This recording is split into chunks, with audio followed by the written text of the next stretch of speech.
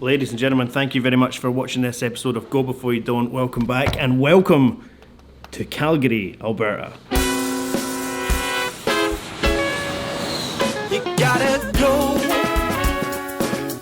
before you don't. You gotta go before you don't. You wanna see the pyramids, the Eiffel Tower, anything you want, baby, got the power. Go before you don't. You gotta go. We're in Calgary, Alberta for a few more minutes. This is our last day. We've been here for a few days getting sorted and getting set up with bank accounts and getting a phone plan and stuff. Today we're heading to beautiful, gorgeous, breathtaking, unbelievable Banff. Yes. Right now we're just waiting for our Uber to pick us up to take us to, not Banff, because it's an hour and a half drive from here. That would be quite an expenditure. But this Uber is going to take us to a place where we're meeting someone who's going to take us to Banff, and it's probably the cheapest way that you can get from Calgary to Banff, apart from just straight out hitchhiking or catching a lift. And it's a website called Ride, is that right? Okay, hold on, Kalisi's going to explain, come over. Alright, what is it? Explain! So it's an app that I found online, and it's kind of like a ride sharing thing where people would just put up their prices of like how much they want and where they're going, and you can put out requests like where you're going if you need a ride, and it's like a win-win for everyone. I think you've explained that really, really well. So basically we were looking at getting the bus from here to Banff, and the most convenient one I could find was $176 for both of us. But Kalisi then said, no, I'm not paying that. She went and did her own research and she came up with this Ride place, Ride app, which is going to cost us $40. So yes, she is the queen of saving money, and I admit defeat. I was in charge of organising our transition from here to Banff and I failed, but luckily she was here to catch the ball. I gotta say, I am a bit sad to be leaving this Airbnb because it is the nicest Airbnb I've ever stayed in, ever seen. It's so nice and it's got a killer view.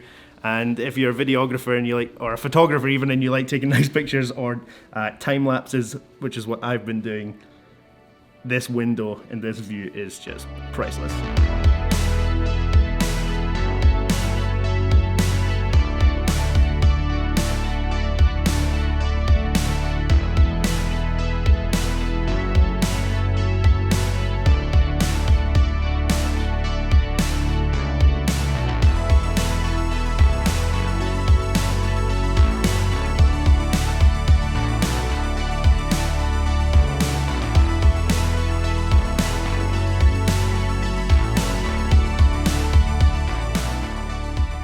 So as you can probably tell from the title of this video, we are moving to Banff or possibly Lake Louise. We haven't actually decided yet, but we've had to do a number of things coming from the UK. As foreigners coming to live and work in Canada, we had to get things like bank accounts and a SIM card and find work. And we're documenting this so that we can share this with you in case you're thinking of coming to live and work in Banff, particularly in the west of Canada and like the British Columbia, Alberta sort of region, so that if we make mistakes, you can learn from our mistakes, and if we find out little gems, we can also share them with you, just like this Ride that we're waiting on now. We're meeting a guy called Ray. He's coming to pick us up. We're giving him $20 each. He's going to take us to Alberta. Presumably, to Banff. Presumably, he lives in Calgary and works in Banff, and he just makes this trip every day. And this is just like a way for him to save on his petrol money. If he's doing it every day and he's got spare seats, he might as well take people along with him. And today, we are those lucky chosen people. There he is, old Ray boy. Kalisi's just messaging Ray to let him know that we're at our meeting spot where we agreed to meet. Is this like some sort of car park? Maybe it's like a bus station as well. I'm excited to see what this is like. Apparently we're not going to be alone. There's going to be someone joining us as well. So he's getting $60 to go through, and it's only an hour and a half drive. And I think, as far as I know, well, the petrol here in Canada is quite cheap. So I think he's probably getting a good deal. Good on him. We're getting an amazing deal. We're saving about over $100. Like, you can't bring anything because they have big luggage. Oh yeah, that's sorry. No. I saw you guys get out of the car and I was like, they have big luggage. Yeah. Those people. So literally, as I was just telling you that we're not going to be alone on this ride share, our third member of the party heading to Banff heard me talking to the camera, and she came over and she was like, "Are you guys on this Papa ride with Ray?" And we're like, "Yeah." And she's like, "Oh, so am I." So this is our third person. Her name's Nikki. She's here. Hey, what's up? So Ray's just arrived right now. Good. Hi, Ray. Yes. I'm Michael. Great. Nice to meet you. Oh, thank you.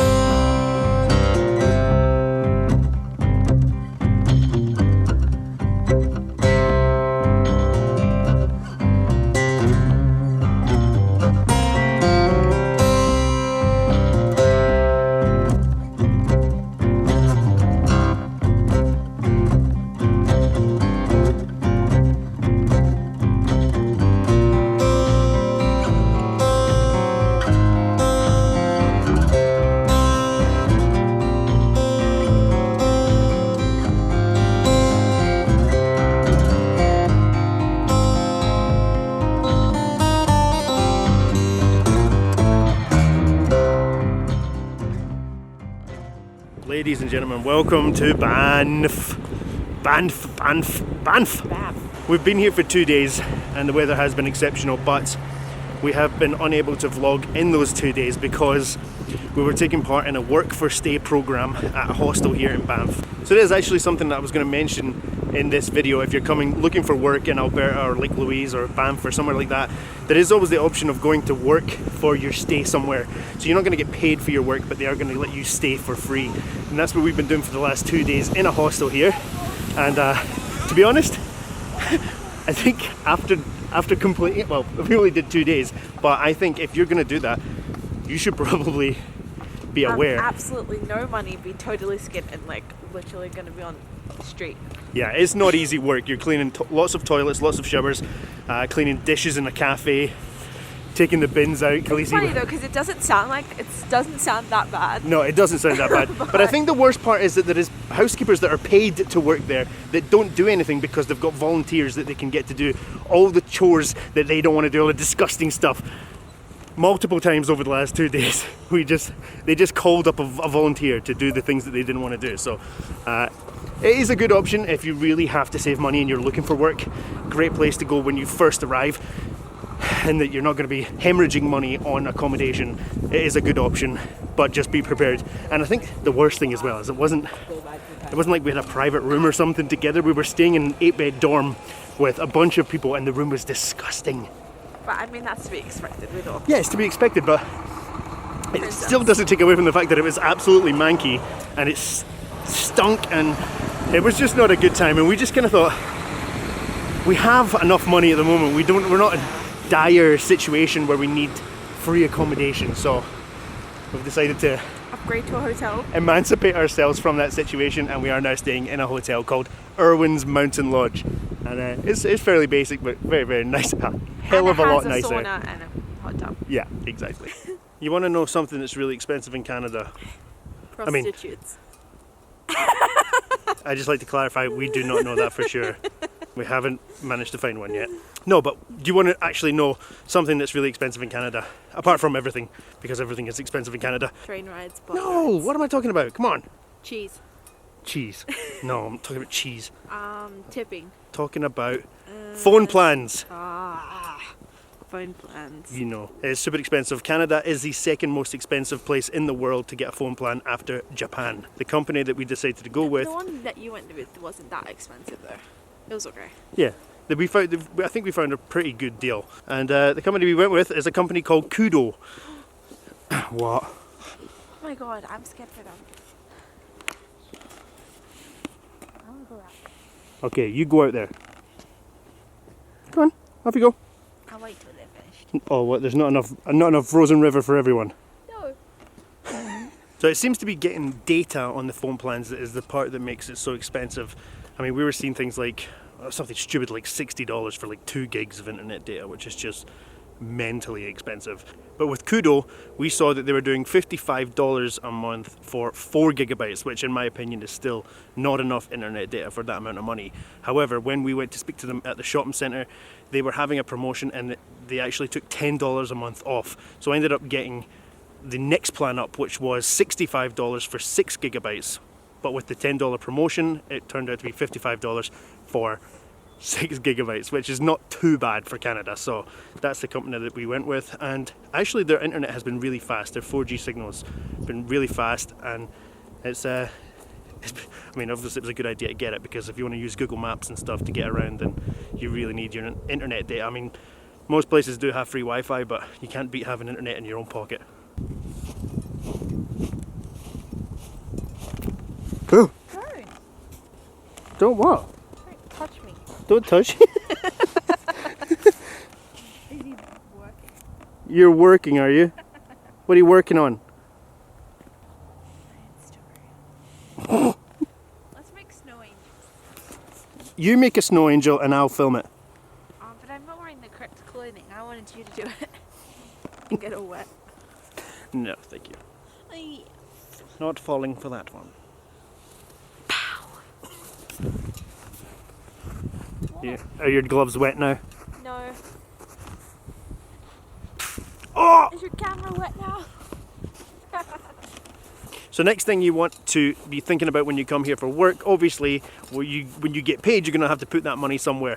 And that, we found a really good place to put that. It's called a bank. And there's lots of banks in Canada, but just like everything in Canada, it's expensive. They've got monthly fees. So it's not like, well, not in the UK where you just open a bank account and there you go, you got a bank account. They don't charge you monthly to have one. They also charge you for transactions if you go over a certain amount. Some banks give you 12 transactions, then they charge you $1.25 after that for every transaction. Isn't that mental? True. Basically, nothing's cheap or free in Canada. They're going to charge you. But what we did discover is that most banks will have a newcomers sort of program where the first year is free of monthly charges. They won't charge you for that. Do we get charged after 12 transactions though? No, it's unlimited. Okay, so we've got unlimited transactions as well, which is great. It's just normal. It's like the rest of Yeah, okay, yeah. It's not, yeah, I just described that as great. But it's great for here. This is what I'm talking about. You gotta get your Canadian mindset in. So the bank that we actually chose to go with was actually the Bank of Montreal. And that's only because we saw online that they had this newcomers program, but we did talk to the banker who set the account up for us, and he said that most banks will have that sort of deal. But yeah, I don't think it matters which bank you actually go with. It's just somewhere for your wages to go. Oh, just before we finish up the vlog, big shout out to the vegans watching. If you're coming to Banff and you're looking for somewhere unbelievable to go for some food, we just ate at a place called the Park Distillery. Amazing, eh? So delicious. Try the soup. The soup is like a tomato, vodka, like a hot sauce soup or something. Oh my god, it's so good. It was very, very nice. My favourite thing that we had, without a doubt, was the stuffed mushrooms. They were stuffed with Beyond Meat. Oh. And vegan cheese. Vegan cheese, and it was... the little crunchy onion things on top was so good. Little fried onions. Oh man, it was incredible. We had such a nice time. Check it out. But that's it from us. Thank you so much for watching. Make sure you're subscribed so you don't miss out on any more of our Canadian adventures. And we'll see you in our next video. Thank you very much. Kalisi, say goodbye. Bye.